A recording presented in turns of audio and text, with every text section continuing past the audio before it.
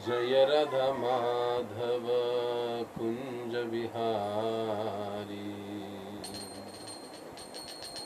गोपीजन वल्लभ गिरिवर धारी।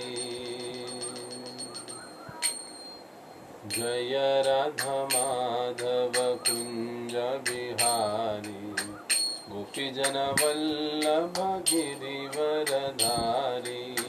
जय राधा माधव कुंज बिहारी, गोपीजन वल्लभ गिरिवर धारी। यशोदानंदन ब्रज जन रंजना, यशोदानंदन ब्रज जन रंजना। यमुना तीरवनचारी, यमुना तीरवनचारी। जय राधा माधव कुंज बिहारी, गोपीजन वल्लभ गिरिवर धारी। जय राधा माधव कुंज बिहारी, गोपीजन वल्लभ गिरिवर धारी।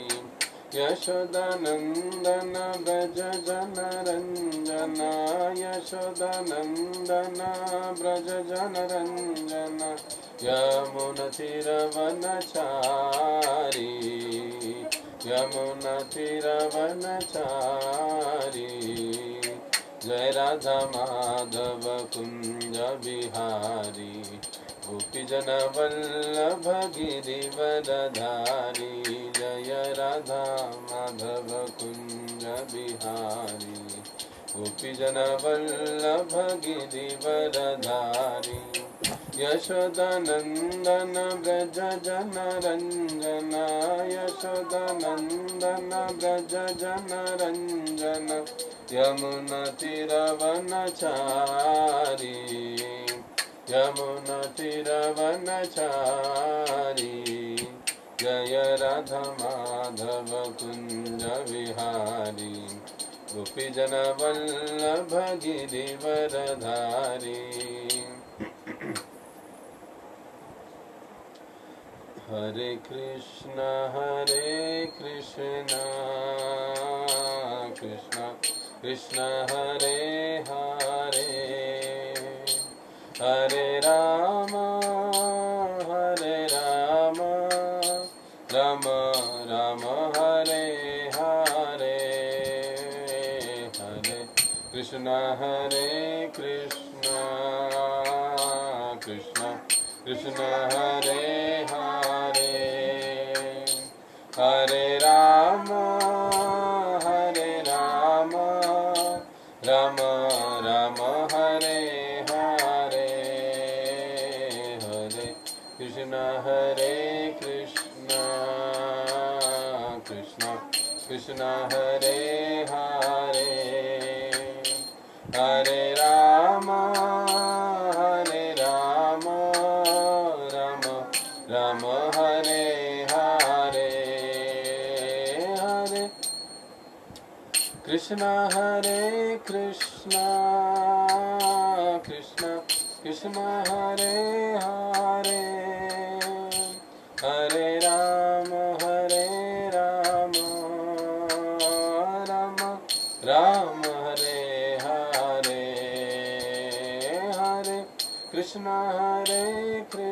हरे कृष्णा कृष्णा कृष्णा हरे हरे, हरे राम राम हरे हरे। हरे कृष्णा कृष्णा कृष्णा हरे हरे, हरे राम राम राम हरे हरे। हरे कृष्णा कृष्णा कृष्णा हरे हरे, हरे राम राम हरे हरे। हरे कृष्णा कृष्णा कृष्ण कृष्ण हरे हरे हरे राम राम राम हरे हरे हरे कृष्ण कृष्ण कृष्ण हरे हरे हरे राम राम राम हरे हरे हरे कृष्ण कृष्ण कृष्ण हरे हरे हरे राम राम हरे हरे हरे कृष्ण कृष्ण कृष्ण हरे हरे हरे राम राम हरे हरे हरे कृष्ण कृष्ण कृष्ण हरे हरे हरे राम राम हरे हरे हरे कृष्ण कृष्ण कृष्ण हरे हरे हरे राम राम राम हरे हरे हरे कृष्ण कृष्ण हरे हरे हरे राम राम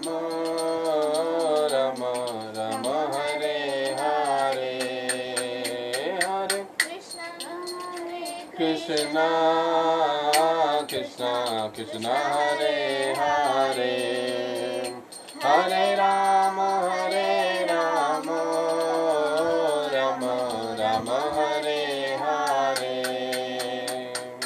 हरे कृष्ण कृष्ण कृष्ण हरे हरे हरे राम राम हरे हरे हरे कृष्ण कृष्ण कृष्ण हरे हरे हरे राम राम हरे हरे हरे कृष्ण कृष्ण कृष्ण हरे हरे हरे राम राम हरे हरे हरे कृष्ण कृष्ण कृष्ण हरे हरे हरे राम राम हरे हरे जय राधा कुंज बिहारी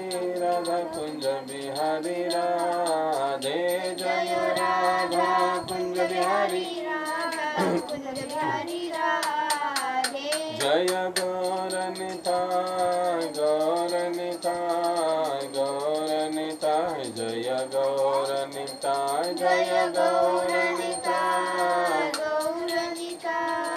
गौरनिताय जय गौरनिताय जय जय प्रभुपाद जय श्रील प्रभुपाद जय जय प्रभुपाद श्रील प्रभुपाद। बोलो कलयुग पावन से हरि नाम संकीर्तन की जय। श्री श्री राधा कुंज बिहारी भगवान की जय। श्री श्री निताय गौर सुंदर भगवान की जय। जगत गुरु श्रील प्रभुपाद की जय। ओम अज्ञानतिमिरन्धस्य ज्ञानाञ्जनशलाकया चक्षुरुन्मिलितं येन तस्मै श्रीगुरवे नमः। श्रीचैतन्यमनोभीष्टं स्थापितं येन भूतले स्वयं रूप कदा मह्यं ददाति स्वपदान्तिकं। वन्देऽहं श्रीगुरौ श्रीयुतापदकमलं श्रीगुरून् वैष्णवांश्च श्रीरूपं साग्रजातं सहगना रघुनाथान्वितं तं सजीवं साद्वैतं सावधूतं परिजनसहितं कृष्णचैतन्यदेवं श्रीराधा कृष्णपादान् सहगना ललिता श्रीविशाखान्वितांश्च नमो ॐ विष्णुपादाय कृष्णपृष्ठाय भूतले श्रीमते भक्तिवेदान्त स्वामिनिति नामिने। नमस्ते सारस्वते देवे गौरवाणी प्रचारिणे निर्विशेष शून्यवादी पाश्चात्य देशतारिणे। नमो महावदन्याय कृष्ण प्रेम प्रदायते कृष्णाय कृष्ण चैतन्य नामिने गौरतुषे नमः। हे कृष्ण करुणा सिंधो दीनबंधो जगत्पते गोपेश गोपिकाकांत राधाकांत नमस्तुते। तप्त कांचन गौरांगी राधे वृंदावनेश्वरी वृषभानुसुते देवी प्रणमामि हरिप्रिये। वाञ्छाकल्पतरुभ्यश्च कृपा सिन्धुभ्य एव च पतितानां पावनेभ्यो वैष्णवेभ्यो नमो नमः। जय श्री कृष्ण चैतन्य प्रभु नित्यानंद श्री अद्वैत गदाधर श्रीवासादि श्री गौर भक्तवृंद। हरे कृष्णा कृष्णा कृष्णा हरे हरे, हरे राम राम राम हरे हरे। मूकं करोति वाचालं पङ्गुं लङ्घयते गिरिं यत्कृपातमहं वन्दे श्रीगुरो दीनकारिणम्। हरे कृष्णा। नानाशास्त्रविचारणैकनिपुनो सद्धर्मसंस्थापको लोकानां हितकारिणो त्रिभुवने मान्यो शरण्याकरो राधा कृष्ण पदारविंद भजना नंदे नमत्तालिको वंदे रूप सनातनो रघुयुगो श्रीजीव गोपालको।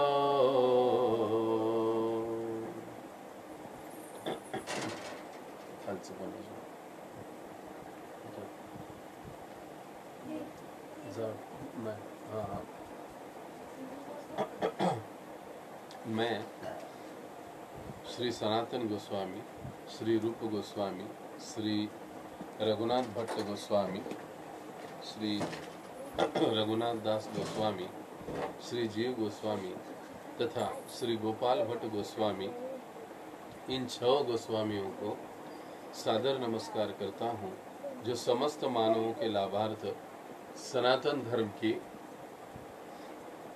स्थापना करने के उद्देश्य से समस्त शास्त्रों का आलोचनात्मक अध्ययन करने में परम निपुण है।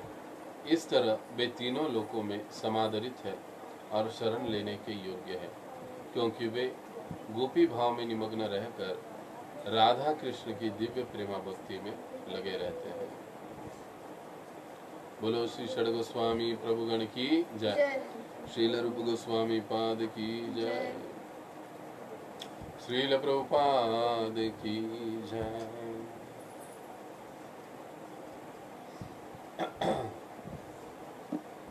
तो आज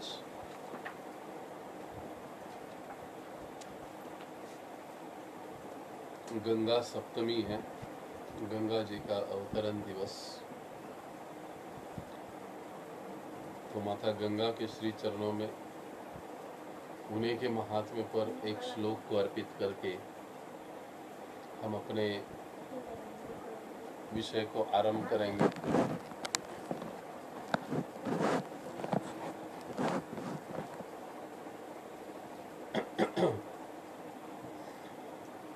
गंगा गंगेति यो ब्रिया योजनां शतोऽपि वां मुच्यन्ते सर्वपापेभ्यो विष्णुलोकं स गच्छति। गंगा गंगेति यो ब्रिया योजनां शतोऽपि वां मुच्यन्ते सर्वपापेभ्यो विष्णुलोकं स गच्छति।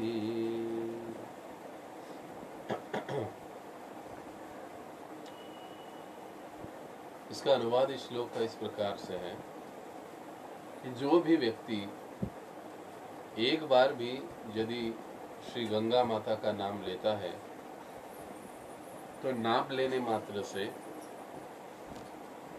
उसके सारे पाप 100 योजन दूर भाग जाते हैं। क्या कहा जाता है? शतोऽपि वा, 100 योजन दूर भाग जाते हैं केवल नाम लेने से। स्नान करने से गंगा में पाप धुल जाते हैं, नष्ट हो जाते हैं।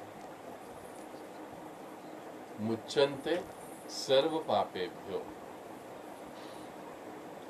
समस्त प्रकार के पापों से व्यक्ति मुक्त हो जाता है यदि कोई गंगा में स्नान कर लेता है। अगर कोई एक बार भी गंगा का नाम उच्चारित कर लेता है तो उसके सारे पाप उससे 100 योजन दूर भाग जाते हैं। और क्या प्राप्त होता है उसे? कोई गंगा की स्तुति करता है, कोई गंगा जी की सेवा करता है। हम श्री चैतन्य भागवत में देखते हैं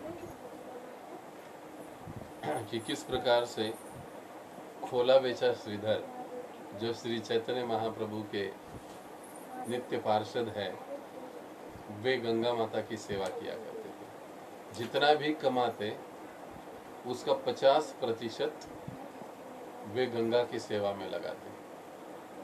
जितना भी कमाते, इसका मतलब क्या? वो कोई लाखों करोड़ों का बिजनेस नहीं करते थे। केले की पत्तियां बेचने का उनका व्यवसाय था। और जितना कुछ भी गुजारा हो जाता, मान लो 1 रुपया भी दिन भर में मिल गया तो 50 पैसा वो गंगा की सेवा में, गंगा जी के लिए धूप दीप फूल आदि सब, उनके लिए भोग, ये सब बनाने में उनकी सेवा में खर्च करते। और बचे हुए 50% में वो अपना कुछ जो भी है उधर निर्वाह चला। इस प्रकार से यदि कोई गंगा की सेवा में भी लग जाए, विष्णु लोकम सगच्छति, तो ऐसा जीव, ऐसा व्यक्ति भगवान विष्णु के धाम को प्राप्त करता है। ये बड़ी महत्वपूर्ण बात है। वेदों में नदी सूक्त नाम का एक विभाग आता है, जिसमें अलग अलग नदियों का स्तुतियाँ हैं, स्तोत्र है, गुणगान है, उनकी महत्ता बताई गई है। इस नदी सूक्त में सबसे पहला नाम गंगा जी का आता है। और यहाँ तक कि हम लोग देखते हैं कि कई सारे संतों ने, आचार्यों ने गंगा जी का गुणगान किया, स्तुतियाँ की है। और हम जानते हैं कि हमारे भारतीय संस्कृति का जो मूल प्राण है, ये वैसे देखा जाए तो ये 2 नदियां हैं, गंगा और यमुना। इन्हीं 2 नदियों के तटों पर श्री भगवान ने अपनी लीलाएं रचाई। जब भगवान श्री कृष्ण श्री चैतन्य महाप्रभु के रूप में प्रकट हुए तो उन्होंने अपनी सारी लीलाएं गंगा के तट पर करी। और जब भगवान स्वयं आए श्री कृष्ण, तब उन्होंने अपनी सारी लीलाएं जमुना के तट पर करी। इसलिए शास्त्रों में गंगा को माता कहा जाता है।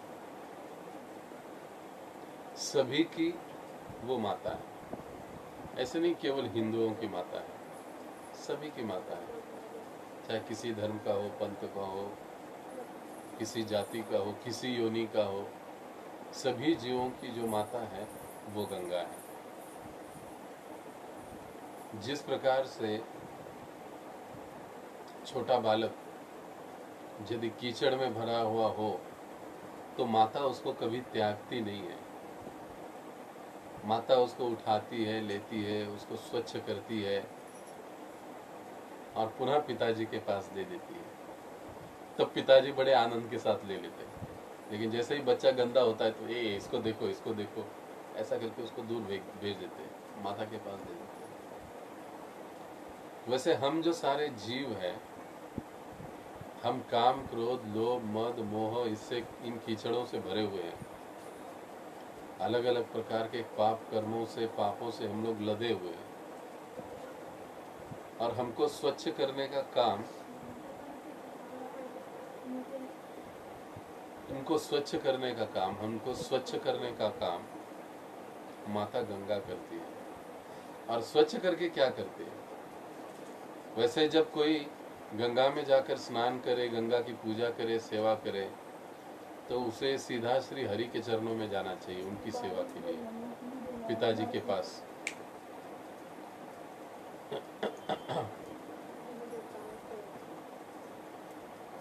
तो माता गंगा जो है, इस प्रकार से हम समस्त जीवों को स्वच्छ करके पुनः भगवान के पास सौंपने का एक प्रकार से कार्य करती है। इतिहास में यदि अगर हम लोग देखेंगे ना, तो अकबर बीरबल की कहानियां सभी जानते हैं। ये अकबर हमेशा गंगा का जल पिया करते थे मुस्लिम, लेकिन वो फिर भी इतिहास में इसका वर्णन आता है कि ये केवल गंगा जल पिया करते थे, बाकी कोई जल नहीं पीते थे। गंगा जी की उत्पत्ति की कथा,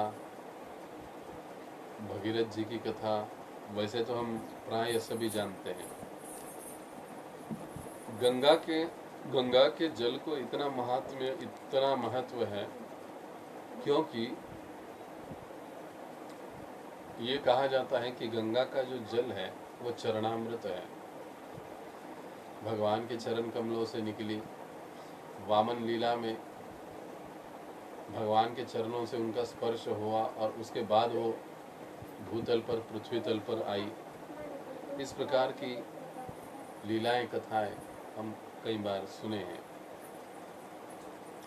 इसलिए उनको विष्णुपदी भी कहा जाता है कि जो भगवान के चरणों से निकली है या आती है।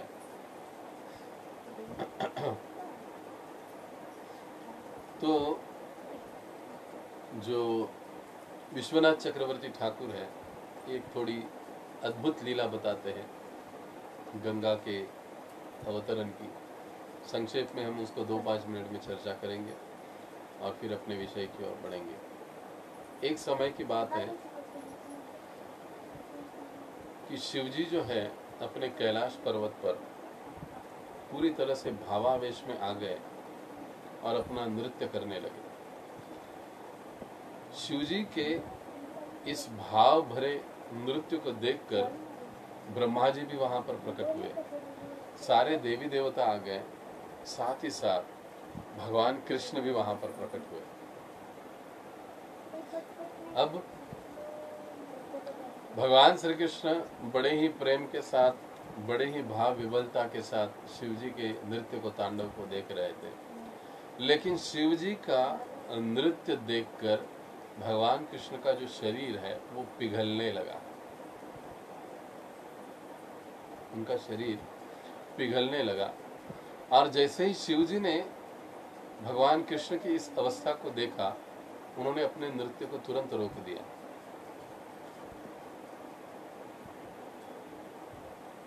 जब रोक दिया तभी उसी समय ब्रह्मा जी ने क्या किया कि अपने कमंडलों में भगवान का ये जो जल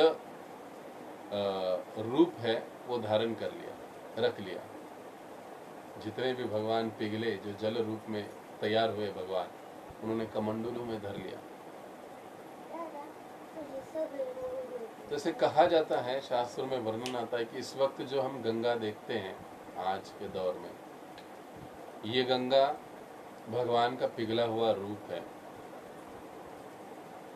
भगवान वामन देव के द्वारा उनके चरणों से, उनके अंगूठे से जो छेद हुआ बिरजा को, वहां से गंगा निकलकर सीधा आ गई, उनके चरणों से उत्पन्न हुई ये गंगा है। इस प्रकार से बताया जाता है।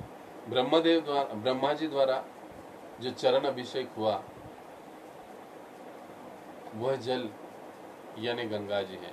ऐसे कई सारी कथाएं शास्त्रों में गंगा जी के बारे में आती है। तो गंगा जल यानी अमृत है,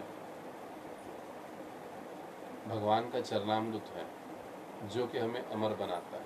इसलिए हमें प्राय प्रयास करना चाहिए कि गंगा जल प्राशन करते रहें, गंगा जल से हो सके प्रतिदिन स्नान करें, क्योंकि ये हमें अंतर बाह्य रूप से शुद्ध बनाती है। और केवल शुद्ध बनाती नहीं है, तो शुद्ध बनाकर हमें प्रेम भक्ति प्रदान करती है। तो ऐसे गंगा जी का आज प्रकट दिवस है।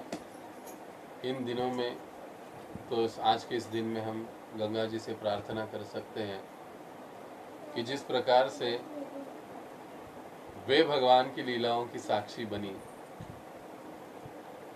भगवान ने इतना निजी निकट संग उन्हें प्रदान किया, उनके उन गुणों के कारण। क्योंकि कोई भी थोड़ा क्रोधी होता है, लोभी होता है, या किसी में कुछ अनबन या गड़बड़ दिखाई देती है, तो हम लोग उसे तुरंत दूर हटाने की कोशिश करते हैं।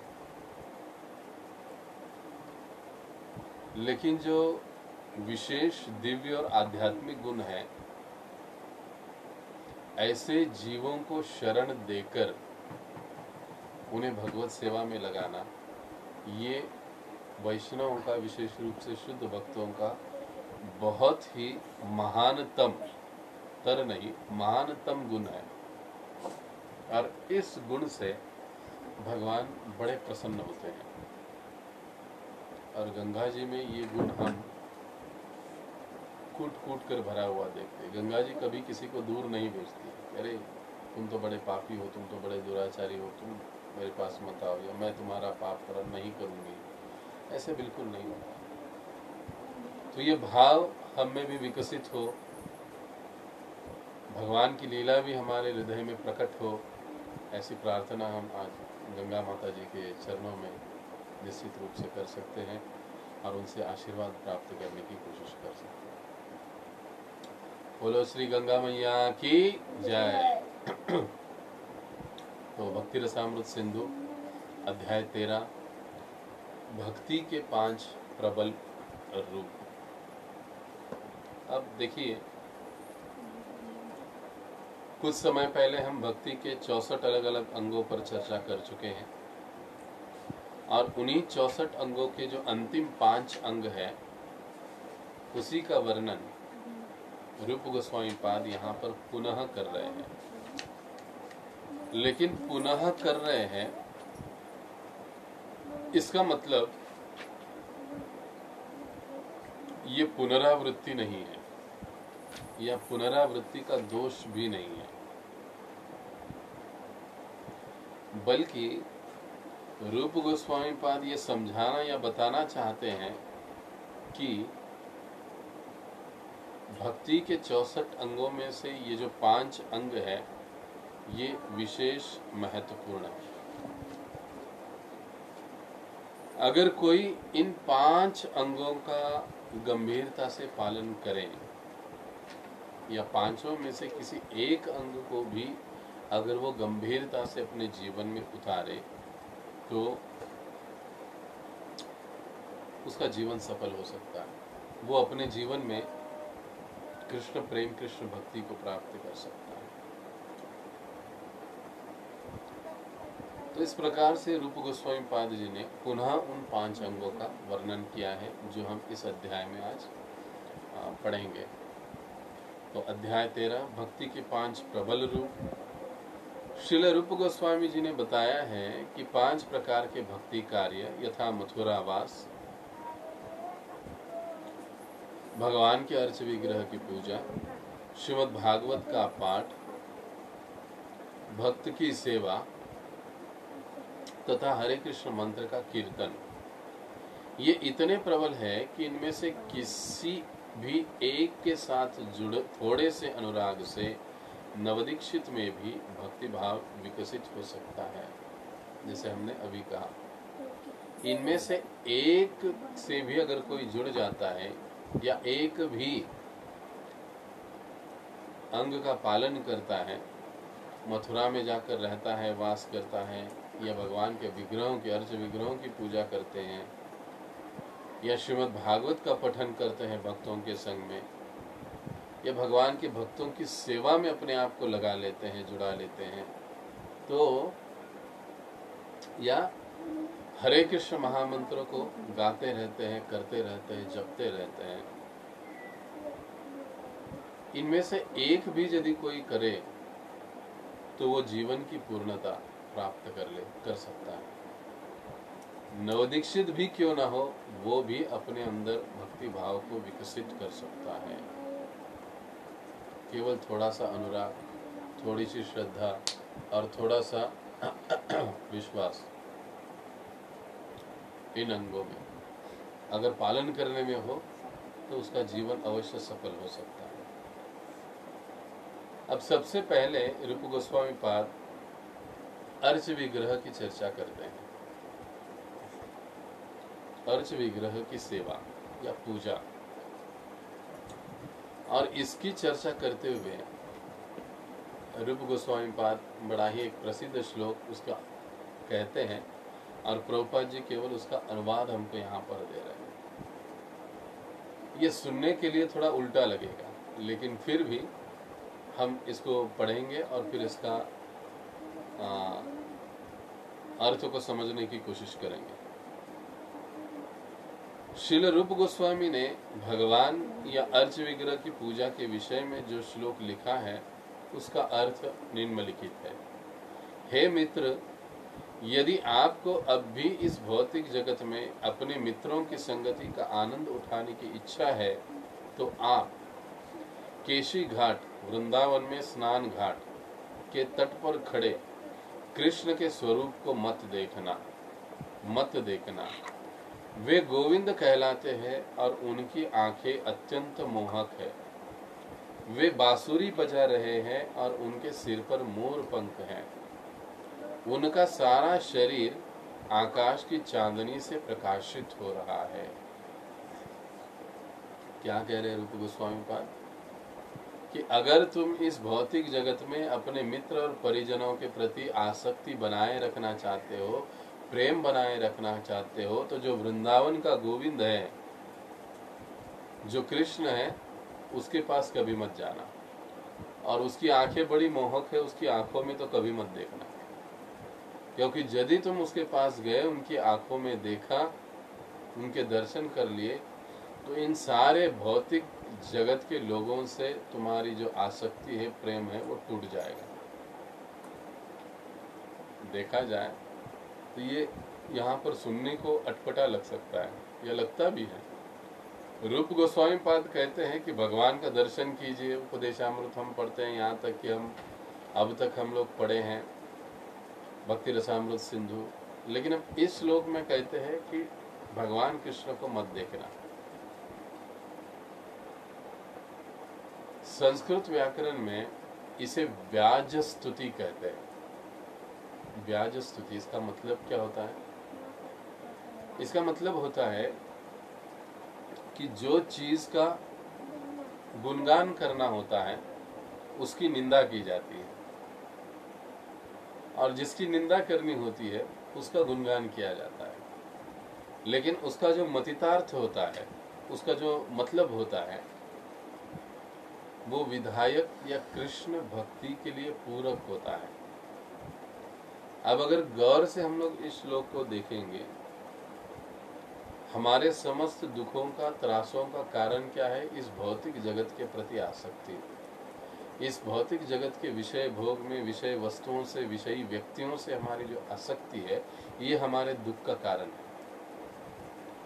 अब इस श्लोक का अगर सही मतलब देखा जाए तो इसका मतलब, यदि आप इस दुख में ही पड़े रहना चाहते हो, इस तकलीफ में ही जीना चाहते हो, तो आप कृष्ण की ओर बिल्कुल मत आओ।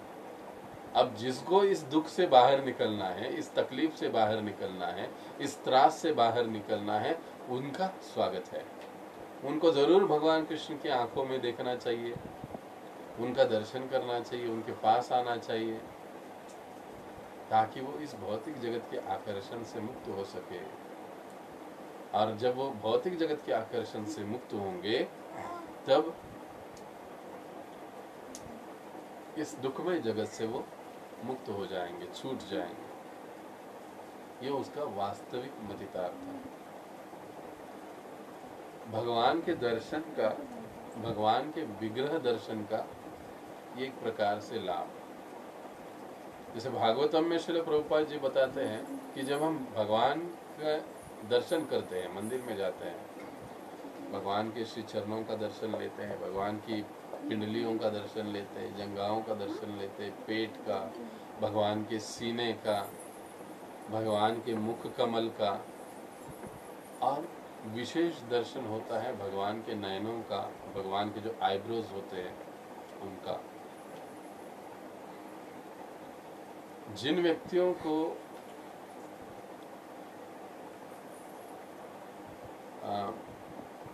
इस भौतिक जगत के प्रति अत्यधिक आसक्ति है,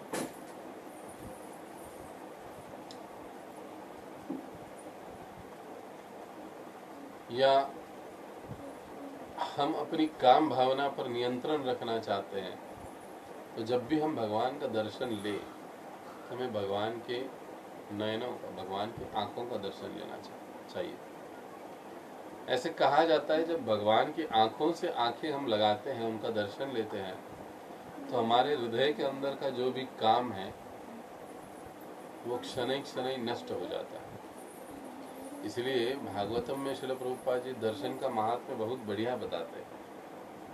चरण दर्शन का एक अपना महत्व है, पिंडलियों के दर्शन का एक अपना महत्व है, भगवान के वक्षस्थल का दर्शन का अपना एक महत्व है, भगवान की आंखों का, मुख कमल के दर्शन का एक महत्व है, भगवान के हस्त कमल के दर्शनों का एक महत्व है। उसी प्रकार से भगवान की आंखों का, नयनों का जब हम दर्शन करते हैं तब ये विकार हमसे दूर होते हैं। भौतिक जगत के प्रति हमारी आसक्ति, कामासक्ति, ये सारी हमारी क्षण क्षण नष्ट होती है। इसलिए जब भी हम दर्शन करते हैं तो हमें बड़े ध्यानपूर्वक और सावधानी से भगवान का दर्शन करना चाहिए, क्योंकि इन चीज़ों से हम क्षण क्षण मुक्त हो जाएं। तो इस प्रकार से रूप गोस्वामी पाद एक प्रकार से भगवान का दर्शन मत करो ऐसा निंदा करते हुए बोल रहे हैं, लेकिन उनका मथितार्थ है कि इस भौतिक जगत की आसक्ति से यदि आप छूटना चाहते हो तो आपको अवश्य ही भगवान श्री कृष्ण का दर्शन करना चाहिए। इसके सिवा दूसरा कोई चारा नहीं, कोई उपाय नहीं। अब आगे कहते, इस श्लोक का तात्पर्य यह है कि यदि कोई अपने घर में पूजा करने से भगवान कृष्ण के अर्च विग्रह या श्री मूर्ति के प्रति अनुरक्त है तो वह तथाकथित मित्रता, प्रेम तथा समाज जैसे अपने संबंधों को भूल जाएगा। क्या मतलब हुआ इसका? कि कोई अपने घर में, इसलिए गृहस्थों को विशेष रूप से विधान है विग्रह सेवा की, क्योंकि हम जैसे गृहस्थ जो है वो विषयों के साथ, काम क्रोध लोभों के साथ, मद मोह के साथ हम रहते हैं, उनके साथ रहते हैं। ये लोग नित्य हमारे इर्द गिर्द रहते हैं। इसलिए गृहस्थों को विशेष रूप से शुद्धिकरण के दृष्टि से विग्रह सेवा का विशेष विधान बताया गया है कि हर गृहस्थ भक्त को अपने आप को विग्रह सेवा में नियुक्त रखना चाहिए, या अपने घर में या फिर मंदिर में। इस प्रकार से विग्रह सेवा में उसकी नियुक्ति उसके इंद्रियों को, उसके मन को, उनके काम को, उसके क्रोध को नियंत्रित रखती है। ये विग्रह सेवा का विशेष लाभ है गृहस्थों के लिए। इसके लिए हर गृहस्थ भक्तों को इसके लिए विशेष प्रयास करना चाहिए। विग्रह सेवा के लिए अपने आप को एन केन प्रकार। अब विग्रह सेवा का मतलब ये नहीं कि मंदिर में अल्टर में वेदी पर जाकर भगवान का आरती करना, उनका श्रृंगार करना, यही नहीं। विग्रहों से संबंधित जो भी अन्य सेवाएं हैं, चाहे कोई भगवान के लिए हार बना रहा होगा, चाहे कोई भगवान के लिए ड्रेस सिलवा रहा होगा, चाहे कोई भगवान के लिए संध्या भोग, राजभोग, मंगल भोग बना रहे हैं, विग्रह सेवा ही है। और प्रत्यक्ष रूप से कोई विग्रहों की सेवा कर रहा है। इन सभी प्रकारों में विग्रह सेवा यह प्रधान है गृहस्थों के लिए, ताकि इस प्रकार के विग्रह से संबंधित सेवा या सीधे विग्रहों की सेवा, उनका शुद्धिकरण या हमारा जो शुद्धिकरण है वो बड़े ही तीव्रता के साथ कराती है। और हमारी जो अनुरक्ति है मैत्री, समाज, प्रेम, संबंधी, इनमें वो बिल्कुल ही कम करवा देती है। कोई भी भक्त इसका अनुभव ले सकता है। ये कोई किताबी बातें नहीं है, ये बात हमको समझ लेना चाहिए। जो भी बातें श्रील प्रभुपाद जी बताते, रूप गोस्वामी जी बताते, हमारे वर्तमान या हमारे पूर्ववर्ती आचार्य बताते हैं, ये सारी बातें, शास्त्रों की बातें स्वयं सिद्ध बातें होती हैं, पहले ही सिद्ध हो चुकी है। हमें इसकी परीक्षा लेने की आवश्यकता नहीं, हमें बस उसके ऊपर अमल करना है। अगर हम सही रूप से उस पर अमल करके आगे निकलते हैं, चलते हैं, तो हम पाएंगे इस भौतिक जगत के प्रति हम आहिस्ता आहिस्ता अनासक्त हो रहे हैं। इस तरह हर गृहस्थ का कर्तव्य है कि भगवान के अर्च विग्रहों को अपने घर में स्थापित करके अपने परिवार वालों के साथ पूजा करना शुरू कर दे। इससे क्लबों, सिनेमा घरों तथा नृत्य आयोजनों में जाने तथा धूम्रपान, मद्यपान जैसे अवांछित कार्यों से प्रत्येक मनुष्य को मुक्ति मिल जाएगी।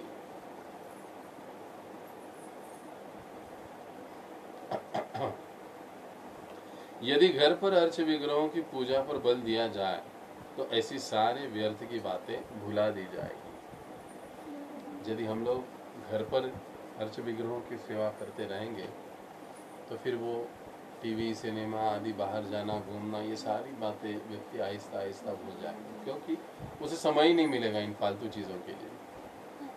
उसका जो समय है, बहुत सारा समय उसका भगवान की प्रत्यक्ष सेवा में ही बीतता चला जाएगा। तो इसलिए ये बड़ी महत्वपूर्ण बात है विग्रह सेवा गृहस्थ भक्तों के लिए। तो हमें बड़े ही सावधानी पूर्वक इसको करना चाहिए, एक स्टैंडर्ड रखना चाहिए। भले ही हमारे घर में विग्रह है, उस विग्रह सेवा का भी एक स्टैंडर्ड हमें अपने आप को बनाना चाहिए कि हफ्ते में इतने बार मंगल आरती होगी, इतना दिन ये होगा, वो होगा, दिन में से इतनी बार आरती होगी, इतनी बार भोग लगेगा, उसका समय ये रहेगा। ऐसी जो चीज़ें हैं वो जितना हो सके, विग्रह यदि घर में है तो फिर हमको ये सारी चीज़ों का शेड्यूल, टाइम टेबल बनाकर उसकी सेवा करनी चाहिए। विग्रहों की सेवा भगवान की सेवा में करना चाहिए। अगर ऐसे हम करेंगे तो शीघ्र अतिशीघ्र हम लोग कृष्ण भावना में प्रगति करेंगे। भौतिक जगत के प्रति का जो हमारा रुझान है, जो आसक्ति है, वो हमारा निकल जाएगा आहिस्ता आहिस्ता। तो ये विग्रह सेवा के बारे में श्रील रूप गोस्वामी हमको इस बात को समझाते हैं। अब यहाँ से आगे जो रूप गोस्वामी हैं वो श्रीमद् भागवत के बारे में बताते हैं। श्रीमद् भागवत का पठन श्रील रूप गोस्वामी आगे लिखते हैं कि हे मूर्ख मित्र,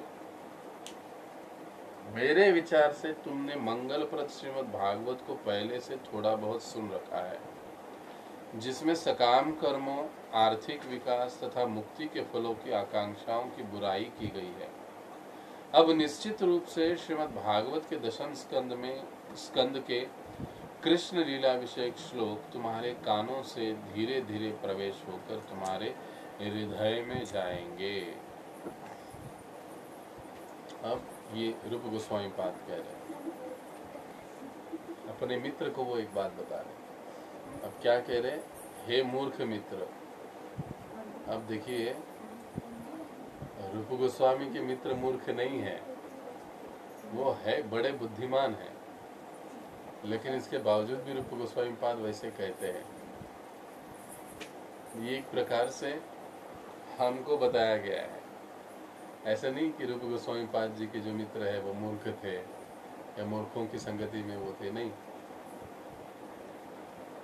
हम भागवत भगवत गीता पठन को छोड़कर बाकी के चीजों को अध्ययन करने में, पढ़ने में अधिक रुचि रखते हैं, रुचि लेते हैं। इसके लिए ऐसे कहा गया है, इसके लिए ऐसे बताया गया है कि हे मूर्ख मित्र, मेरे विचार से तुमने मंगलप्रद श्रीमद् भागवत को पहले से थोड़ा बहुत सुन रखा है। जिसने भी भागवत सुना है वो व्यक्ति वैसे बड़ा भाग्यशाली है। भागवत में किसी प्रकार का कोई सकाम कर्म नहीं है, सकाम कर्म की बातें नहीं है। दूसरी बात, किसी प्रकार के भौतिक योजना, आर्थिक विकासों की बातें वो भागवत में नहीं पाई जाती, उसको निकाल फेंका है भागवत से बाहर। मुक्ति का फल, मुक्ति की कामना, इसकी भी भागवत में बुराई की गई। भागवत में क्या है? केवल भागवत में भगवान के भक्त और भगवान की लीलाओं का कथन वर्णन हुआ है। और रूप गोस्वामी पाद कहते हैं क्योंकि तुमने पहले थोड़ा बहुत ये सुन रखा है तो सकाम कर्म, आर्थिक विकास, मुक्ति की इच्छा, ये सारी चीजों में तुमको अब ज्यादा आसक्ति नहीं है। तो इसीलिए अब दशम स्कंद के जो भी कथाएं हैं, लीलाएं हैं भगवान की, वो सीधा तुम्हारे कर्णों के माध्यम से हृदय में प्रवेश करेगी। ऐसे क्यों है? भागवत के जो पहले 9 स्कंद है, वो 10वां स्कंद पढ़ने की तैयारी या पात्रता कही जा सकती है। जिसने पहले 9 स्कंद पढ़े हैं, उसी को चाहिए कि वो भागवतम का दशम स्कंद पढ़े। सीधे दशम स्कंद में भागवत के नहीं कूदना चाहिए। पहले 9 स्कंद हम पढ़े ताकि हम समझ सके कि कृष्ण कौन है, उनकी शक्तियां कौन है, उनके भक्त कौन है, क्या है।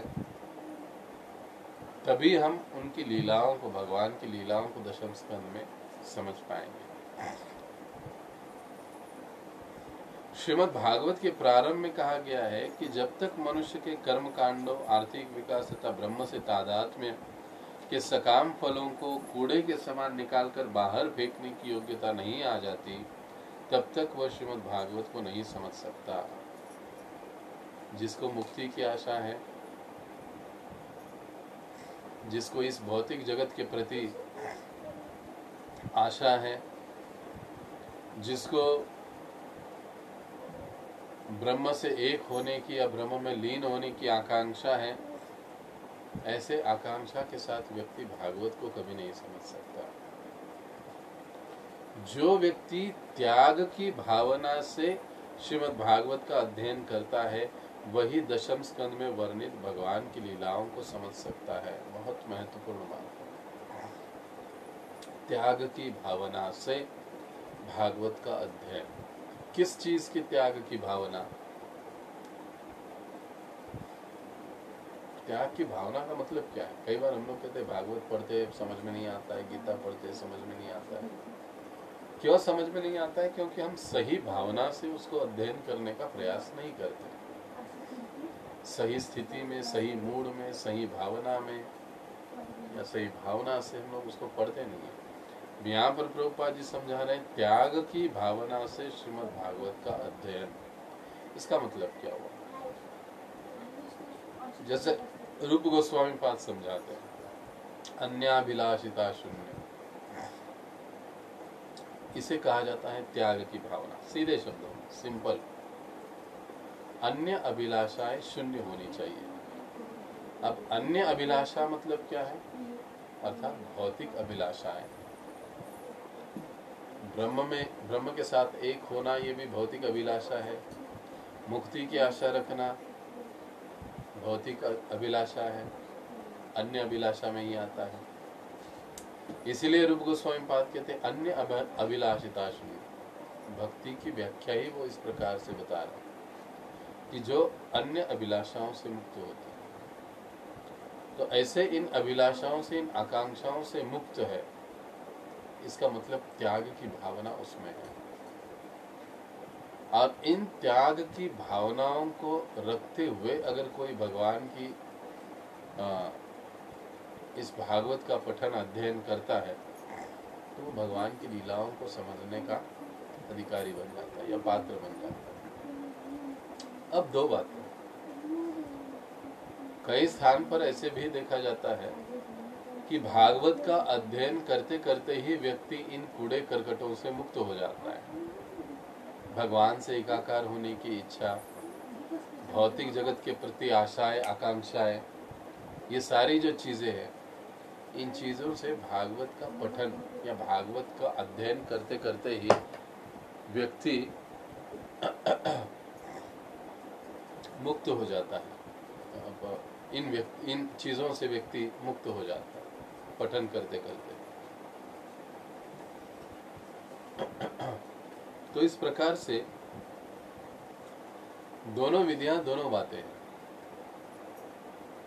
यदि हम भागवत को पढ़ते हैं श्रद्धा के साथ, विश्वास के साथ, तो क्षण क्षण इन जो अयोग्य चीजें हैं, भावनाएं हैं हमारे हृदय में, जो भी विचार है, जो भी हमारी गलत वृत्तियां हैं, उससे हम लोग आहिस्ता आहिस्ता मुक्त हो जाता है, जैसे जैसे पठन करते हुए हम लोग आगे जाते हैं वैसे। और दूसरा, ये समय लेने वाला प्रोसेस है, लेकिन प्रारंभ में ही थोड़ा सा जिसने भागवत सुना है और सुनकर ये चीज पर उसका विश्वास हो गया है कि अरे नहीं, मुक्ति भी नहीं चाहिए, न धनम न जनम न सुंदरीम कविताम व जगदीश काम, केवल और केवल भगवान की सेवा, भगवान की कथा, भगवान की लीला सुनने की इच्छा, इसी भाव से यदि कोई भागवत के पठन, भागवत का पाठ करता है तो वो भगवान की लीलाओं को बड़ी आसानी के साथ समझ जाता है। सीधे दशम स्कंद में जाकर हमको, जैसे प्रभुपाद जी आगे कह रहे, भगवान की रास लीला आदि समझने का और समझाने का प्रयास भी नहीं करना चाहिए। एक बार श्रील प्रभुपाद जी एक दानदाता के यहाँ पर गए थे। उन्होंने कहा, स्वामी जी मैं भगवान की रास लीला सुनना चाहता हूँ, कृपा करके आप मुझे भगवान की रास लीला सुनाएं, मुझे बड़ा आनंद आता है राधा और कृष्ण की लीलाओं को सुनने में। तो प्रभुपाद जी ने हाथ जोड़कर बड़े विनम्रता के साथ उनसे कहा कि हे महात्मा, आप तो भगवान की रास लीला सुनने की योग्यता रखते हो, आप बड़े ही शुद्ध हो, परंतु भगवान की रास लीला सुनाने के लिए मैं योग्य नहीं हूँ, मैं उतना पात्र नहीं हूँ, इसलिए मैं आपको रास लीला नहीं सुना सकता। ये विनम्रता है प्रभुपाद जी की। लेकिन इस प्रकार की जो भगवान की रास लीलाएं हैं वो सुनना या सुनाना, प्रारंभिक अवस्था में हमको थोड़ा सा इसके ऊपर सोच विचार करना चाहिए, नियंत्रण रखना चाहिए। श्रीमद् भागवत का यथारूप में आस्वादन करने के लिए शुद्ध भक्ति का होना आवश्यक है, शुद्ध भक्ति का भी, शुद्ध भक्त का भी।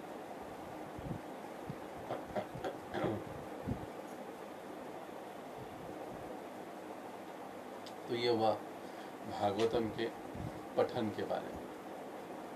ये भक्ति का दूसरा प्रबल जो स्वरूप है भागवत का पाठ, उसके बारे में रूप गोस्वामी बात करें। इसलिए जैसे जैसे हमें समय मिलता है हमें भागवत का पाठ करना चाहिए, निश्चित समय में भागवत को पूरा पठन करने का प्रयास करना चाहिए।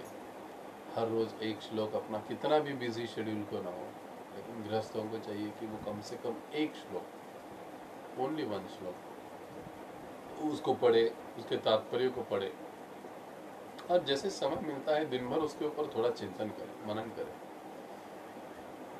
इस प्रकार से हम भागवत को बड़े आसानी के साथ पढ़कर पूरा कर सकते हैं।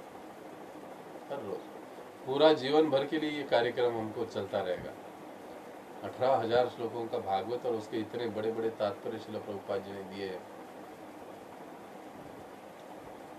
तो हमारे लिए ये बहुत महत्वपूर्ण बात है, भागवत का पठन।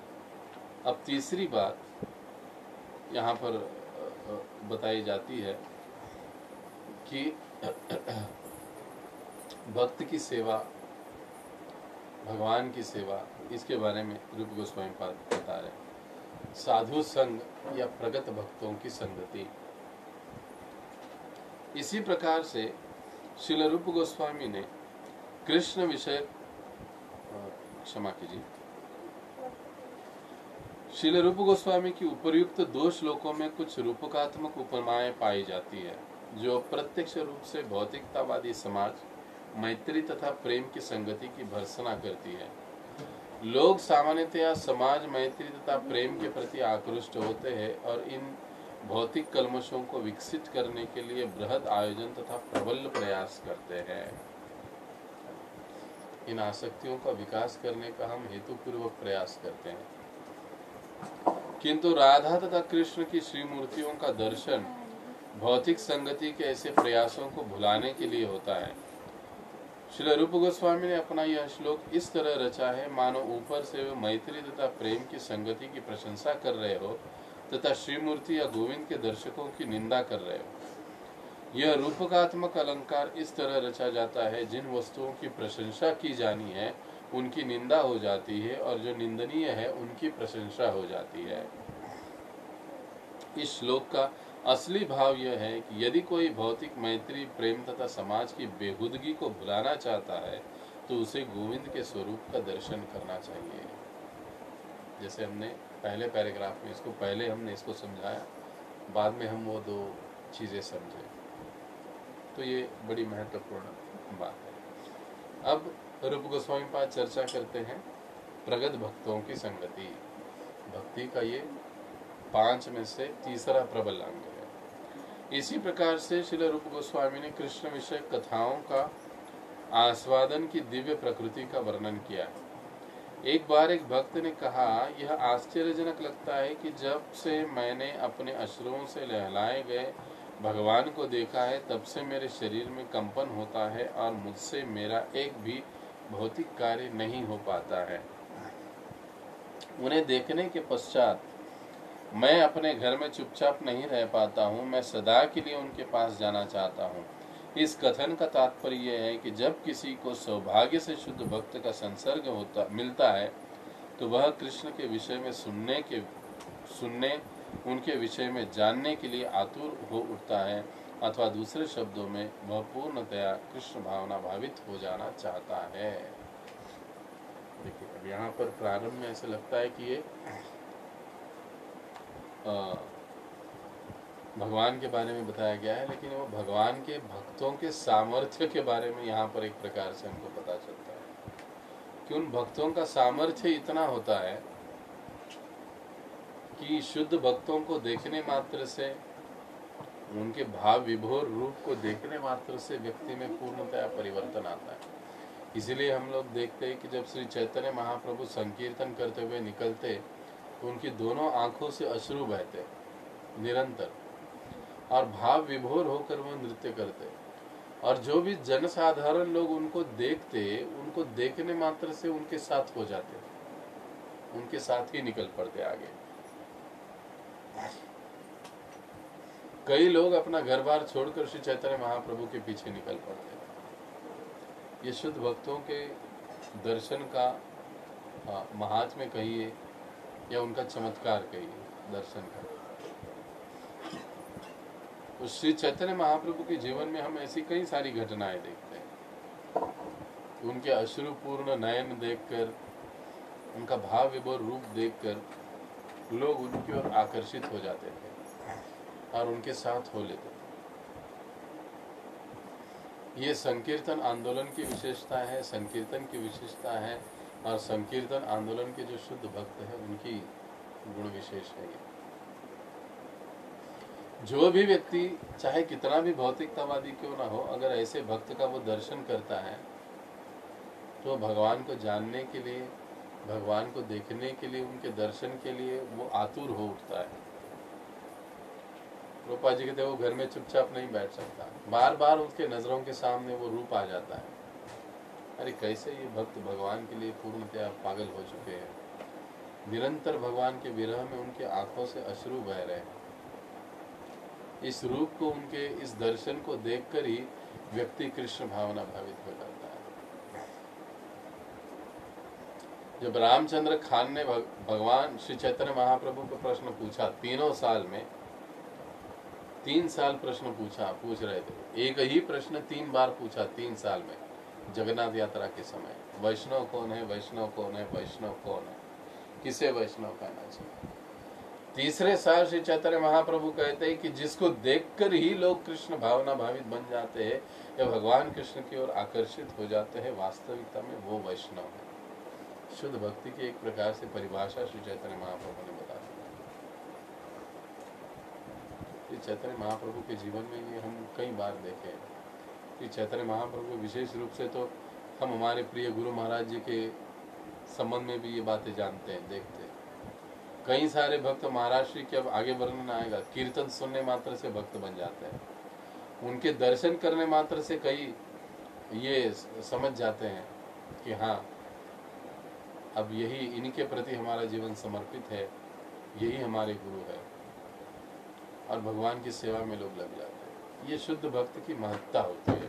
जैसे आगे रूप गोस्वामी पाद हमको समझाएंगे, नाम संकीर्तन के महात्म्य को वो समझाएंगे। इसी प्रकार महामंत्र के श्रवण तथा कीर्तन के विषय में एक कथन है।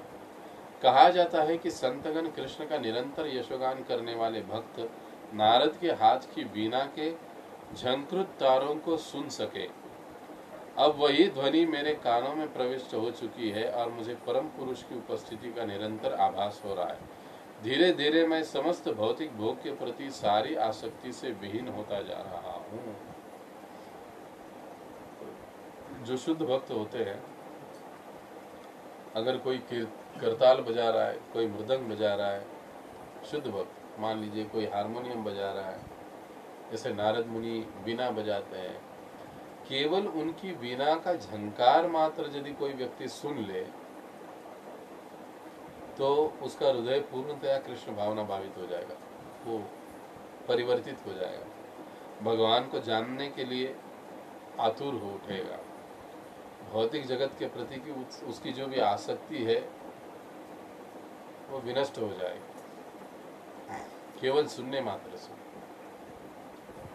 करताल की ध्वनि हो, वीणा की ध्वनि हो, मृदंग हो या हारमोनियम हो, सुनने मात्र से, ये शुद्ध भक्ति की एक महात्म्य है।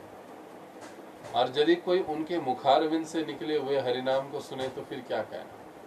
इसलिए हम लोग देखते, अभी व्यास पूजा ऑफरिंग लिखने का समय आरंभ हो चुका है। कई सारे भक्तों को जब मैं ऑफरिंग पढ़ता हूँ, प्रूफ रीडिंग की सेवा मेरी और होती है, मुझे पढ़ने का मौका मिलता है। कई सारे भक्त लिखते हैं कि महाराज जी के मुखारविंद से हमने पहली बार कीर्तन सुना और तभी हमने निश्चय किया कि हमारे गुरु महाराज यही होंगे, और तभी हमने निश्चय किया कि भगवान श्री कृष्ण को हम अपना आराध्य बनाएंगे। तो ये शुद्ध भक्तों की महत्ता होती है, उनका गुण होता है। इसी बात को यहाँ पर दोहराया जा रहा है। फिर श्रील रूप गोस्वामी ने मथुरा मंडल का वर्णन किया है। अब मथुरा धाम या धामवास की बात श्रील रूप गोस्वामी पाद यहाँ पर करते हैं। फिर श्रील रूप गोस्वामी ने मथुरा मंडल का वर्णन किया है। मैं यमुना नदी के तट पर खड़े भगवान का स्मरण करता हूँ। वे कदम के वृक्षों के बीच में अत्यंत सुंदर लगते हैं, जहाँ उद्यानों में अनेक पक्षी चहचहा रहे हैं। ये सभी स्मरण मुझे सदैव सौंदर्य तथा आनंद की दिव्य अनुभूति प्रदान करते हैं। भगवान के दर्शन का आनंद। रूप गोस्वामी द्वारा वर्णित मथुरा मंडल तथा वृंदावन की अनुभूति भक्तों तक को होती है। मथुरा जिले के 84 वर्ग मील के अंतर्गत आए स्थान यमुना नदी के तट पर इतने सुंदर ढंग से स्थित है कि एक बार वहां जाने वाला इस भौतिक जगत में फिर लौटकर नहीं आना चाहेगा। कितना भी भौतिकतावादी व्यक्ति क्यों ना हो, एक बार भी यदि कोई वो वृंदावन में जाता है, वृंदावन के वनों में यदि वो भ्रमण करेगा तो उसे पुनः मतलब वापस इस भौतिक जगत में आने की इच्छा नहीं होती, पुनः अपने स्थान में लौटकर आने की इच्छा नहीं होती। तो जब यात्राएं होती है, जब अनुमोदन का समय आता है, साक्षात्कार का समय आता है, तो कई सारे भक्त कहते हैं कि यहाँ से अब जाने को पुनः जाने को मन ही नहीं होता है। कोई कहता है नागपुर जाने को अब मन ही नहीं, ऐसे लगता है यहीं पर बस जाए, यहीं पर रह जाए। तो रूप गोस्वामी पाद कहते हैं कि ये भक्तों की स्थिति है, लेकिन अगर कोई अभक्त भी हो तो भी उसकी यही अवस्था होती है, वो वृंदावन को छोड़कर नहीं जाना चाहता है। श्रील रूप गोस्वामी की ये कथन मथुरा तथा वृंदावन के अनुभूत वर्णन है। ये सारे गुण सिद्ध करते हैं कि मथुरा तथा वृंदावन की स्थिति दिव्य है, अन्यथा इन स्थानों में हमारे दिव्य भावों के उद्रेक की संभावना न होती। जब कोई मथुरा या वृंदावन पहुंचता है तो ऐसी दिव्य अनुभूतियां तुरंत ही उद्दीप्त हो उठती है। जब हम वृंदावन मथुरा पहुंच जाते हैं तो हमारे हृदय में जो भगवान कृष्ण के प्रति का प्रेम है, उनकी लीलाओं के प्रति जो आकर्षण है, वो स्वयं ही अपने आप बढ़ जाता है। उसके लिए कुछ अलग से प्रयास करने की आवश्यकता नहीं पड़ती। एक अलग ही उल्लास, एक अलग ही आनंद अपने हृदय में वहाँ पर प्रकट हो जाता है। आप सभी भक्त जो वृंदावन का दर्शन कर चुके हैं, धाम की यात्रा कर चुके हैं, आप सभी को इसका अनुभव होगा कि स्वयं स्फूर्त स्वतः ही वहाँ पर प्रवेश करते ही एक अलग ही दिव्य आनंद की अनुभूति व्यक्ति को या भक्त को प्राप्त हो जाती है।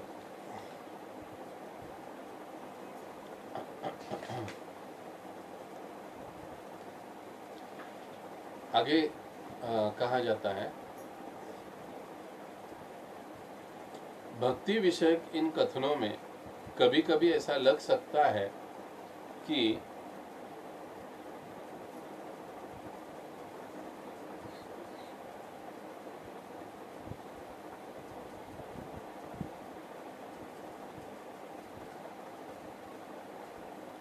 ये निष्कर्ष अतिशयोक्तिपूर्ण है,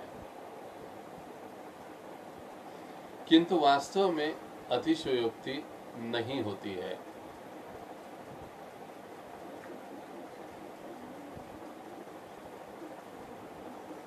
किंतु वास्तव में अतिशयोक्ति नहीं होती है।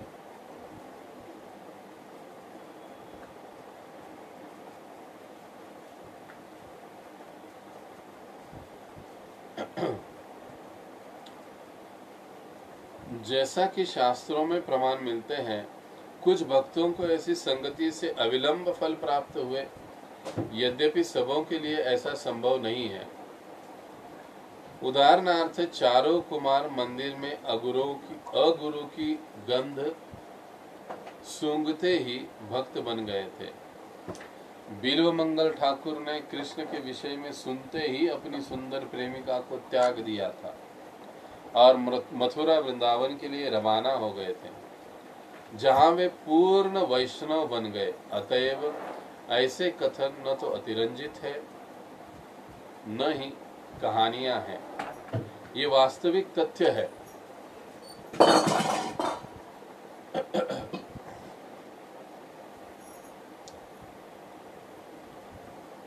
किंतु कुछ एक भक्तों के लिए ही सही है और सबों पर अनिवार्यतः लागू नहीं होते। यदि ये कथन अतिरंजित लगे तो भी हमें अपना ध्यान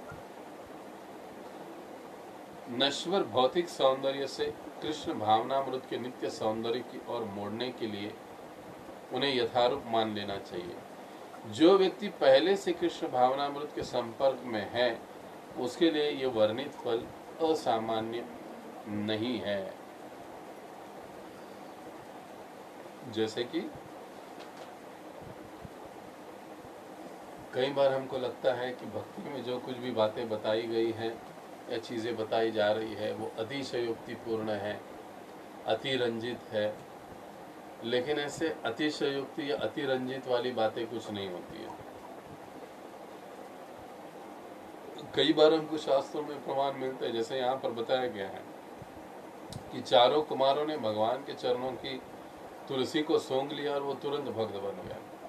हम लोगों को 20-20 साल हो गए, हम लोग रोज मंदिर के अगुरुओं को सूंघते हैं, लेकिन अभी तक शुद्ध भक्ति का कहीं अता पता, मेरे बारे में मैं कह रहा हूँ, अभी तक कुछ अता पता नहीं है। तो उनके लिए ये संभव हो गया, हो सकता है हमारे लिए अभी संभव नहीं है। हमारे लिए समय लगेगा, लेकिन जबकि जो बात शास्त्रों में बताई गई है तो वो बात नित्य सत्य है, उसमें कोई दो राय नहीं है। हाँ, उनके लिए वो तुरंत अविलंब सत्य साबित हो गया, लेकिन हमें हो सकता है कुछ समय लगेगा, क्योंकि अभी हमारी शुद्धता उस स्तर तक नहीं पहुंची कि तुरंत हम लोग शुद्ध भक्ति की प्राप्ति कर पाए उस एक कार्य से। जैसे बिल्वमंगल ठाकुर के बारे में हम सुनते हैं, उस अपनी प्रेमिका से उन्होंने एक बार सुन लिया, वो कथा जानते हैं ना हम लोग, बहुत घनघोर वर्षा हो रही थी और अपनी प्रेमिका को मिले बिना उनको चैन नहीं आ रहा था। अब वर्षा तो बहुत हो रही है, गांव के नदी में बहुत बड़ी बाढ़ आ गई है, नदी के उस पार उस गांव में जाना है जहां पर उनकी प्रेमी रहती थी। हालांकि वो थी एक नर्तकी, नाचने वाली, लेकिन इनका बड़ा प्रेम लगाव हो गया था उसके साथ। धुआंधार बरसात में बिलमंगल ठाकुर निकले उसको मिलने के लिए। जैसे तैसे पानी में तैरते तैरते तैरते निकले, नदी के पास पहुंचे तो नदी में बहुत बाढ़ आ गया था। अब उस पार कैसे जाए? तो उन्होंने देखा कि नदी में कुछ तो बहते हुए आ रहा है, तो उन्होंने उसको पकड़ा और उसको पकड़कर वो नदी के उस पार गए। जब गए और पकड़ी हुई चीज को छोड़ा, उनको लगा ये लकड़ी है, लेकिन लकड़ी नहीं थी, वो एक मुर्दा था। मुर्दे को पकड़कर वो वहां पर चले गए।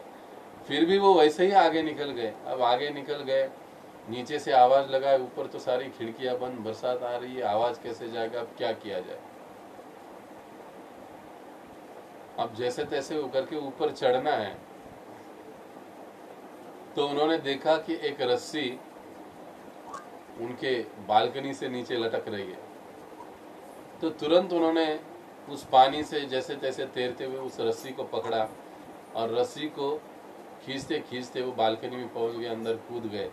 और जैसे ही रस्सी को देखा तो वो रस्सी नहीं थी, वो सांप था, बहुत बड़ा अजगर था, जो जल के प्रपात में बहकर आ गया था और उस बालकनी को जाकर उसने अपनी पूंछ ऐसी लगा दी थी और नीचे उसका मुख था।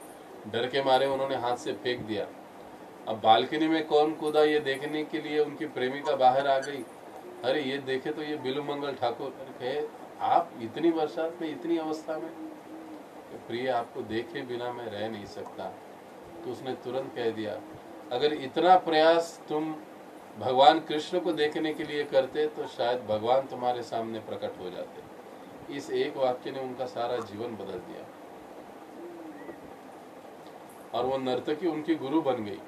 जैसे ही उन्होंने कहा, इस नश्वर देह को देखने के लिए तुम इतना प्रयास करके यहाँ पर आए हो, इतना प्रयास यदि तुम भगवान के दर्शन के लिए करते तो भगवान तुम्हारे सामने आ जाते।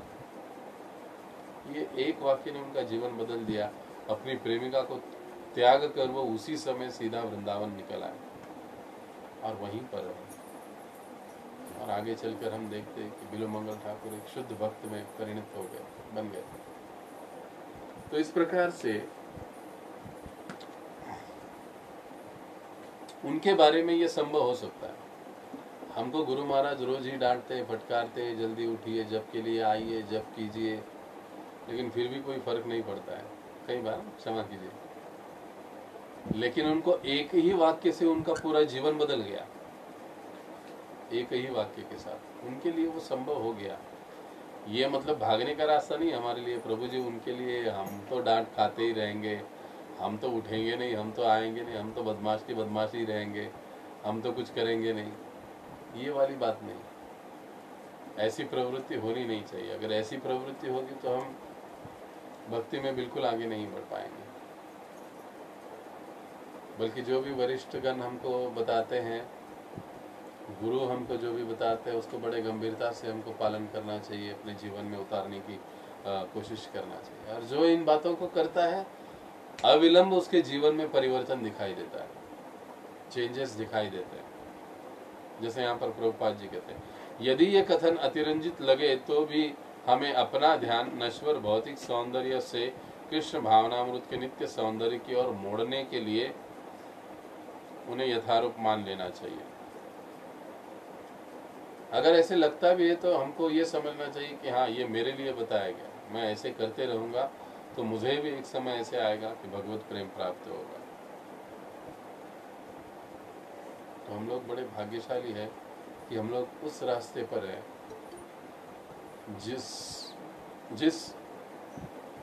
जो रास्ता हमको सीधा भगवत प्राप्ति की ओर ले जाता है, जो रास्ता हमें सीधे कृष्ण प्रेम की ओर ले जाता है। हर रोज हम भगवान के गुरुओं को सूंघते हैं, आरती करते हैं, दर्शन करते हैं, भोग लगाते हैं, सेवा करते हैं। भक्ति के 64 अंगों को पालन करने का हम प्रयास कर रहे हैं। अब समय बहुत हो गया है करते हुए, लेकिन फिर भी एक समय ऐसा निश्चित आएगा कि ये सारे प्रयास हमारे काम कर जाएंगे और जो जीवन का, मनुष्य जीवन का उद्देश्य है कृष्ण प्रेम, तो हमको एक समय ऐसा आएगा कि हमको अवश्य मिल जाएगा। ये विश्वास हमको होना चाहिए। मैं जो पालन कर रहा हूँ ये बातें मुझे अवश्य रूप से कृष्ण प्रेम प्राप्त करवा देगी।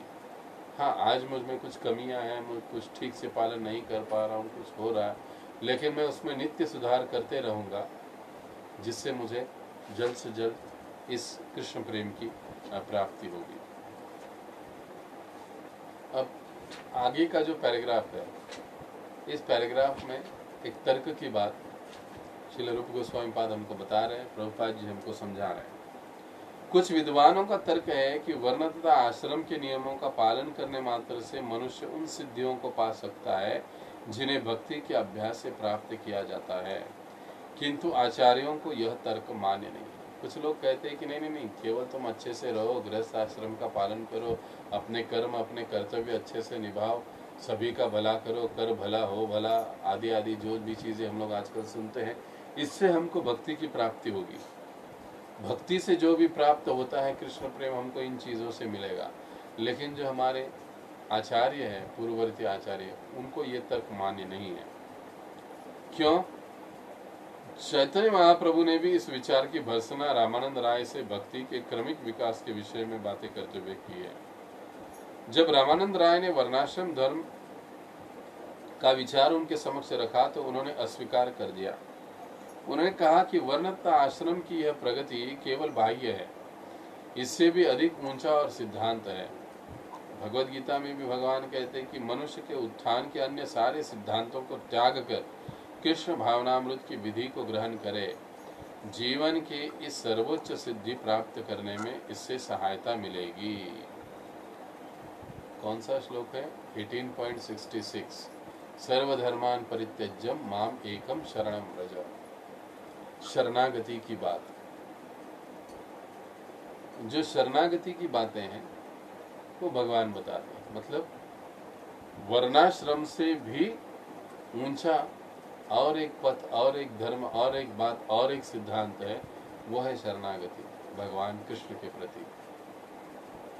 यदि कोई भगवान के कृष्ण के प्रति शरणागत हो जाता है तो फिर उसके सारे कार्य सफल हो जाते हैं, तो फिर उसे जीवन की सर्वोच्च सिद्धि प्राप्त करने में सहज ही सहायता मिल जाती है। अनायास ही सहज ही उसे वो सिद्धि प्राप्त हो जाती है। तो ये बड़ी महत्वपूर्ण बात है। इसलिए शरणागति को एक अपना महत्व है। भक्त को चाहिए कि नित्य वो सोचता रहे कि कैसे मैं भगवान को शरणागत हूँ, और अधिक और अधिक और अधिक, कैसे मैं दिन ब दिन भगवान की सेवा में और अधिक जुड़ता रहूं, कैसे मैं भगवान के दर्शन भागवत का पठन दिन ब दिन अधिक से अधिक करता रहूं। ये उसका चिंतन मनन होना चाहिए और वैसे उसका कार्य भी होना चाहिए। तब सहज ही उसे जीवन की जो सर्वोच्च सिद्धि है कृष्ण प्रेम को प्राप्त हो सकता है। श्रीमद् भागवत के 11वें स्कंद के 20वें अध्याय के 9वें श्लोक में भगवान स्वयं कहते हैं, जब तक मनुष्य मेरी लीलाओं तथा कार्यों को सुनने के लिए स्वतः जनित अनुराग विकसित नहीं कर ले, तब तक वह वर्ण तथा आश्रम के नियत कर्तव्यों को संपन्न करे। भगवान की लीलाओं को, कथाओं को सुनने में स्वतः जनित अनुराग, एक है स्वतः जनित स्वयं स्फूर्त स्वयंभू अनुराग, कि स्वाभाविक ही भगवान की लीला कथा सुनने में अनुराग है, किसी को बताने की जरूरत नहीं है। हमको मैसेज भेजना पड़ता है, कम्युनिकेशन करना पड़ता है, मीटिंग में आओ, कथा में आओ, कार्यक्रम में आओ, सारी बातें करनी पड़ती है। इसका मतलब क्या है? हम लोग जो आते हैं वो स्वयं प्रेरणा से, दूसरी, जैसे यहाँ पर रूप गोस्वामी पाद कहते हैं, स्वतः जनित अनुराग से हम नहीं आते कई बार, और यही बहुत बड़ी बाधा होती है हमारी क्रमिक जो हमारा कृष्ण भावना का विकास है, प्रगति है उसमें। हाँ, प्रारंभ में स्वतः जनित अनुराग नहीं होगा, थोड़ा सा पुश करना पड़ेगा, कभी डांट लगानी पड़ेगी, कभी डांटना पड़ेगा, कभी छड़ी लगानी पड़ेगी, कभी कुछ कहना पड़ेगा, कुछ योजनाएं बनानी पड़ेगी और थोड़ा पुश करना पड़ेगा, तब जीव या व्यक्ति भगवान की कथा लीलाओं में सत्संग में आएगा। लेकिन 1 साल हो गया, 2 साल हो गया, 4 साल हो गया, 5 साल के बाद भी यदि अगर स्वतः अनुराग उत्पन्न नहीं हो रहा है तो फिर कुछ मतलब नहीं है उसका। हमें स्वतः से ही वो अनुराग होना चाहिए कि हाँ, मुझे कथा सुननी है, मुझे सत्संग में जाना है, मुझे सेवा के लिए जाना है। किसी को बताने की जरूरत नहीं पड़नी चाहिए बार बार। जैसे हम लोगों को करना पड़ता है, अरे आओ बाबा, सुनो बाबा, सुनो बाबा, ये सेवा करो, वो ऐसा है, ये ऐसा है, ये करो, वो करो। ये कृत्रिम अनुराग हुआ। प्रत्यक्ष अप्रत्यक्ष यही आ गई कि वैधि साधन भक्ति, भय के कारण, डर के कारण, ये क्या कहेगा, वो क्या कहेगा, इसके कारण व्यक्ति लगा रहता है, भक्त लगे रहते हैं अपने सेवाओं में, अपने कार्य में, अपने साधना में। लेकिन इस मन की स्थिति को आहिस्ता आहिस्ता हमें त्यागना चाहिए, और ये प्रयास हमारे बुद्धि के स्तर पर हमको करना चाहिए कि हमारा स्वतः जनित अनुराग उत्पन्न हो। स्वयं से हमको जाना है, स्वयं से हमको आना है। अगर कथा सत्संग नहीं हुई तो क्यों नहीं हो रहा है प्रभु जी, कब करना है हमको, ये उत्साह हम में होना चाहिए। उसे कहते हैं स्वतः जनित अनुराग। स्वयं से आने वाले, स्वयं से करने वाले, स्वयं से बोलने वाले, ये स्वतः जनित अनुराग बहुत महत्वपूर्ण बात है। और जब ये स्वतः जनित अनुराग होता है, उत्पन्न होता है, तब व्यक्ति को किसी अन्य प्रकार के धर्म पंथ की या पालन की आवश्यकता नहीं पड़ती। जैसे यहाँ पर समझाया जाता, जब तक ये स्वतः जनित अनुराग उत्पन्न नहीं होता है तब तक उसके नियत कर्मों को उसको करते रहना चाहिए, जो भी बात। दूसरे शब्दों में वर्णाश्रम के नियत रूप अर्थ, काम अथवा मोक्ष की प्राप्ति के लिए संपन्न धार्मिक अनुष्ठान है। ये सारी बातें उन व्यक्तियों के लिए संस्तुत की जाती है जिन्होंने कृष्ण भावनामृत विकसित नहीं किया है। धर्म, अर्थ, काम, मोक्ष,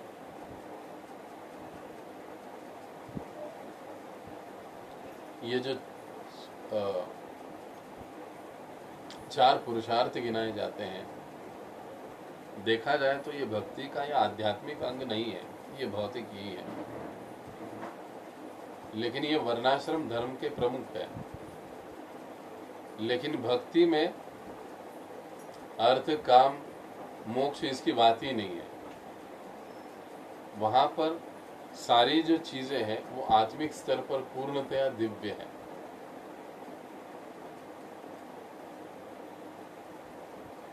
पूर्णतया दिव्य। वस्तुतः शास्त्रों में संस्कृत के सारे कार्य कृष्ण भावना तक ले जाने के लिए ही है। वर्णाश्रम धर्म में जो भी हम नियत कर्म करते हैं वो हमें कृष्ण भावना तक ले आते हैं। लेकिन कृष्ण भावना तक ले आते हैं, इसका मतलब क्या हुआ कि वे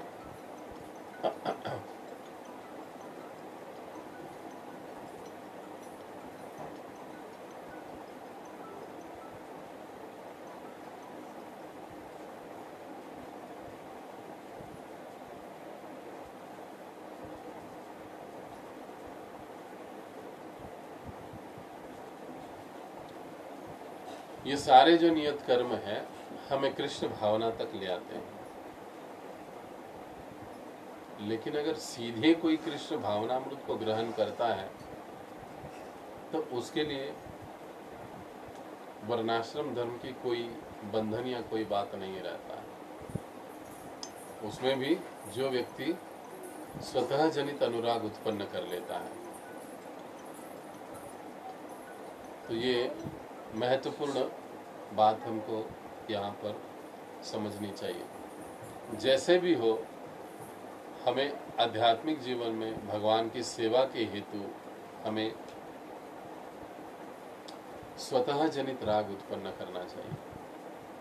स्वयं पूर्णता से, स्वयं से हमें आगे आकर, चाहे सेवा के लिए हो, कथा के लिए हो, सत्संग के लिए हो, हमारा अपना अनुराग होना चाहिए। सुबह महाराज जी के जपा सेशन के लिए हो, स्वतः ही हमको उठना चाहिए, स्वतः ही हमको अटेंड करना चाहिए। ये होना स्वतः जनित अनुराग कहते हैं। और ये स्वतः जनित अनुराग ही हमको तुरंत से तुरंत, जल्द से जल्द हमें सिद्धि की प्राप्ति करवा देता है। किंतु जिसने पहले से ही स्वजात अनुराग विकसित कर लिया है, उसे शास्त्रों द्वारा नियत कर्तव्यों को नहीं करना पड़ता है। अर्थात इसका मतलब क्या है कि हम जो साधक भक्त हैं, अभी तक हमने पूर्ण रूप से स्वजात अनुराग विकसित नहीं किया है। इसके लिए हमको गृहस्थ आश्रम के जो विधि नियम है उसको पालन करने की आवश्यकता है, और साथ ही साथ हमारे साधन भक्ति को भी आगे चलाने की, साधन भक्ति का भी पालन करने की आवश्यकता है। दोनों चीज़ें हमको बैलेंस करके चलानी पड़ेगी, क्योंकि अभी हम लोग स्वजात तक, अनुराग के स्तर तक नहीं है। तो गृहस्थाश्रम की जो भी हमारी जिम्मेदारियां हैं, नियत कर्म है, कर्तव्य है, उसको हमें अच्छे से पूरा करने का प्रयास करते हुए कृष्ण भावना में भी आगे बढ़ने का कोशिश करना चाहिए। तो ये पूरा हुआ यहाँ पर 13वां अध्याय, भक्ति के 5 प्रबल स्वरूप। अगर किसी का कोई प्रश्न है तो भी आप पूछ सकते हैं।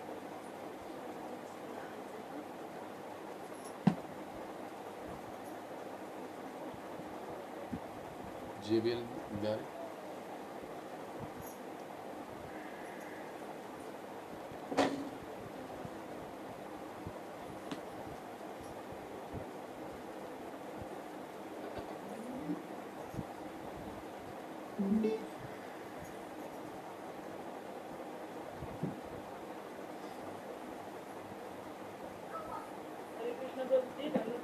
दंडवत प्रणाम माता जी।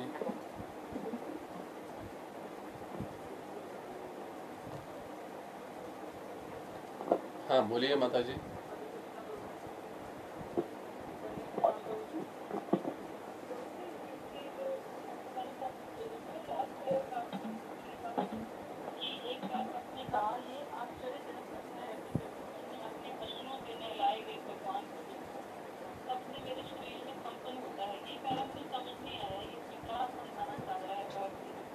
नहीं, अब यहाँ पर जो है, यहाँ पर है ये भगवान की नहीं, भक्त की बात हो रही है।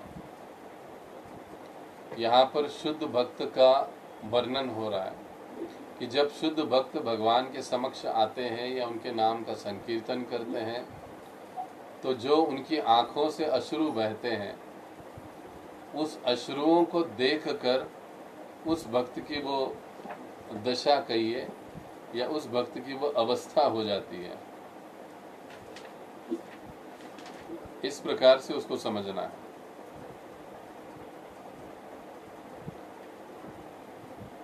हरे कृष्णा।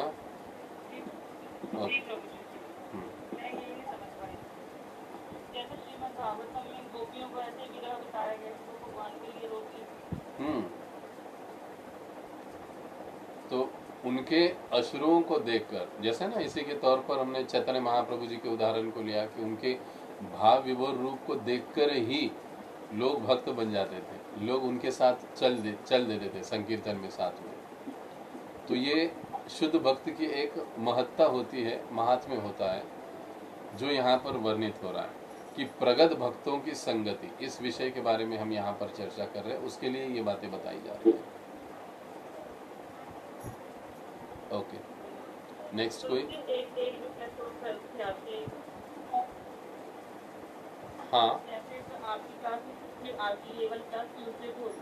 हाँ, अगर कभी स्किप हो जाते किसी कारणवश से, आप वेडनेसडे को रख लेते हैं, तो प्लीज प्रभु जी वेडनेसडे का दिन छोड़कर आप किसी और दिन रख लिया कीजिए, क्योंकि हमारी ना भक्ति भक्ति विषय की प्रीचिंग होती है, तो इस वजह से पिछली बार मैं ज्वाइन नहीं कर पाई थी, तो मुझे बड़ा नहीं ऐसे कोई